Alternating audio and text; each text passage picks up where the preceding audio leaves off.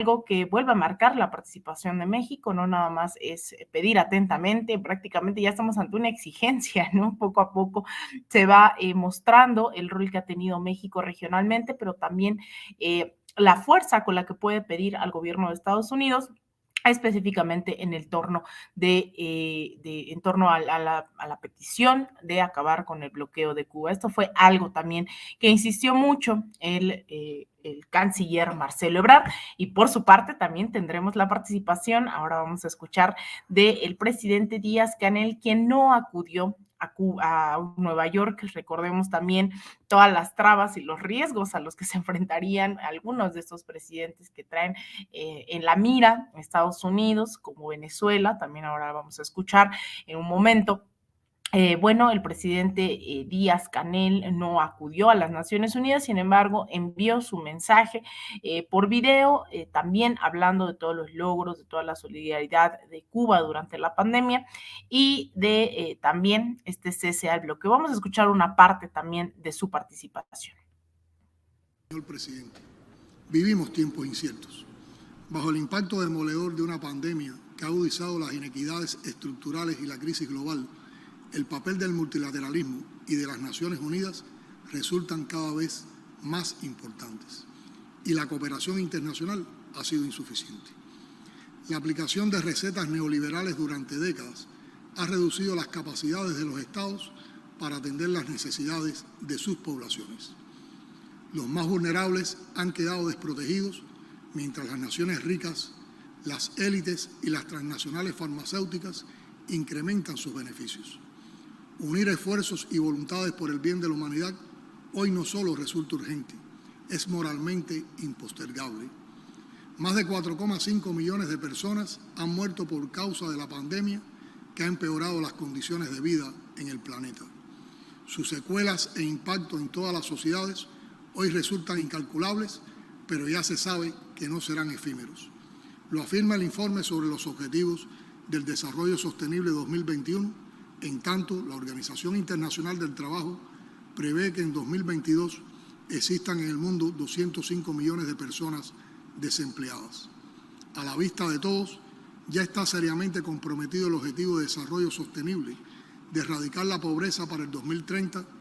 fecha para la que se proyecta una tasa de pobreza mundial del 7%, es decir, alrededor de 600 millones de personas. En este desolador contexto, las vacunas contra la COVID-19 fueron la esperanza. Más de 5.000 millones de dosis habían sido administradas globalmente en agosto de 2021. Sin embargo, más del 80% de ellas se aplicó en países de ingresos medios o altos, cuyas poblaciones representan mucho menos de la mitad de los habitantes del planeta. Cientos de millones de personas en países de bajos ingresos aún esperan su primera dosis y no pueden estimar siquiera si alguna vez la recibirán. Mientras esto sucede,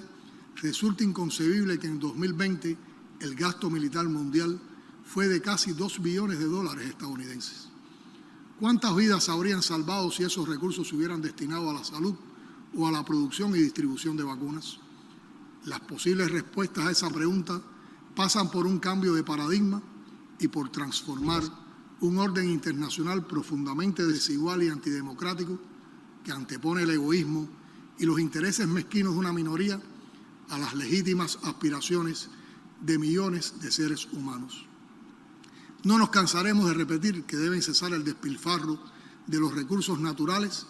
y los irracionales patrones de producción y consumo del capitalismo, depredadores del medio ambiente y causantes del cambio climático que amenaza la existencia de la especie humana. El esfuerzo debe ser colectivo, pero los países desarrollados tienen la obligación moral de asumir la más alta responsabilidad por ser los principales causantes de la situación actual y disponer de los recursos para ello. Hay que luchar porque prevalezcan la solidaridad, la cooperación y el respeto mutuo si se quiere dar una respuesta efectiva a las necesidades y anhelos de todos los pueblos y preservar lo más valioso, la vida y la dignidad humanas. Nuestros pueblos tienen derecho a vivir en paz y seguridad, al desarrollo, al bienestar y la justicia social. Una Organización de Naciones Unidas revitalizada, democratizada y fortalecida, está llamada a desempeñar un papel central en este esfuerzo. Ahí están las declaraciones del presidente Díaz-Canel, presidente cubano, en el marco de la Asamblea General de las Naciones Unidas. Y bueno, les decía, él no acudió directamente a Nueva York, pero sí lo hizo el canciller Bruno Rodríguez, quien se reunió además con sus homólogos de Venezuela, de Rusia, también con el mismo presidente de la Asamblea General de las Naciones Unidas, que no es el mismo presidente de las Naciones Unidas, el secretario general Antonio Guterres, se reunió con, si no mal recuerdo, se llama Abdullah, no recuerdo su apellido, del presidente, insisto, de la Asamblea General de las Naciones Unidas. Fue un marco, ¿no? Una oportunidad de Cuba para relacionarse con varios, ya que están hablando también del multilateralismo, punto de encuentro. Qué mejor punto de encuentro que la Asamblea General de las Naciones Unidas. Algo más de lo que también habló nuestro canciller Marcelo Ebrard en las Naciones Unidas fue de celebrar las negociaciones que se llevan a cabo aquí en México, que de hecho nuevamente se llevaron a cabo el día de ayer aquí en la Ciudad de México entre la oposición venezolana y el gobierno de Nicolás Maduro, rumbo sobre todo, ¿no?, en el marco de las próximas elecciones regionales que se llevarán a cabo el 21 de noviembre. Estas elecciones que, bueno, están marcadas por estos diálogos en los cuales después de varios años, sobre todo los últimos 2 años, esta oposición más radical de ultraderecha la había apostado al golpismo y no a la participación en los comicios, en los procesos electorales que claramente pues tenían la mayoría chavista, que a pesar de que hay varias organizaciones que han dado fe de la legalidad de estos comicios, la narrativa internacional es la contraria, la de fraudes, la de que no hay garantías para la oposición, cuando la oposición claramente no participa, no quiere participar. Evidentemente así es muy difícil de ganar unas elecciones con su ausencia. Ahora estamos ante la posibilidad de que se lleven a cabo estas elecciones con una amplia participación. Incluso se ha visto la ruptura dentro de la misma oposición venezolana. Por un lado, recordábamos hace unos días, Henry Ramos Alup, uno de los principales líderes opositores, daba declaraciones cuando le preguntaban si Juan Guaidó estaba de acuerdo con la participación en estos diálogos, y él decía, bueno, en estos diálogos el partido de Juan Guaidó está participando, Voluntad Popular, dice, claramente lo dijo, hasta donde sé, Juan Guaidó no es un partido, pero bueno, ahí está su partido participando. Y efectivamente no es de todo del agrado de Juan Guaidó, quien no tiene ya el respaldo necesariamente, tampoco de Estados Unidos, o no de manera plena, o al menos hay dudas sobre hasta dónde se le va a apoyar, precisamente porque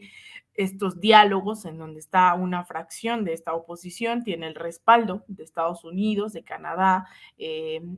quienes tienen que estar o no de acuerdo, que son los que han impulsado esta fracción de la oposición en Venezuela. Entonces, el canciller Marcelo Ebrard hablaba de celebrar estos diálogos en Venezuela, pero pues también vamos a escuchar la participación del presidente Nicolás Maduro, una parte de ella que también evidentemente no acudió a Nueva York. Recordemos que el gobierno de Estados Unidos ha decidido ponerle precio a Nicolás Maduro, más de $15 millones, como recompensa. Entonces envió un mensaje a través de la comitiva, a través de esta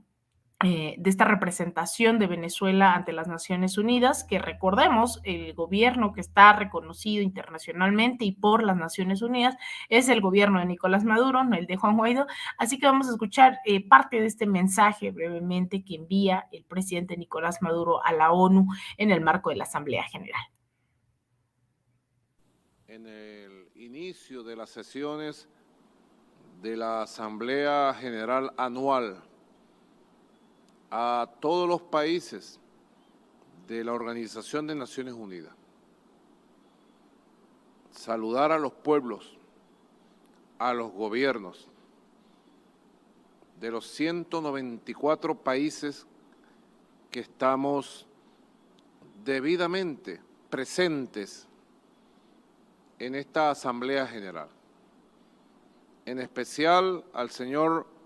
Abdullah Chanik, quien ha asumido la presidencia de esta Asamblea General. Les deseo todo el éxito La Asamblea Anual de la Organización de Naciones Unidas es un evento que nos convoca todos los meses de septiembre cada año a los jefes de gobierno, a los jefes de Estado, presidentes, primeros ministros y a las más altas autoridades del mundo a debatir nuestras posiciones, a debatir las ideas de un mundo que debe seguir avanzando hacia la construcción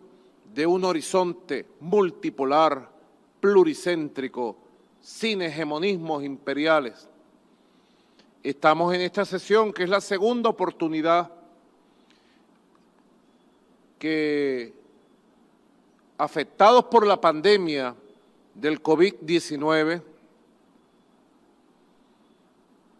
nos encontramos en esta Asamblea General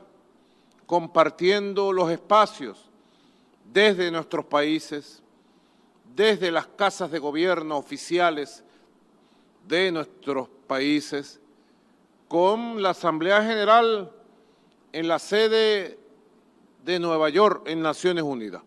Mi saludo a todos los embajadores, embajadoras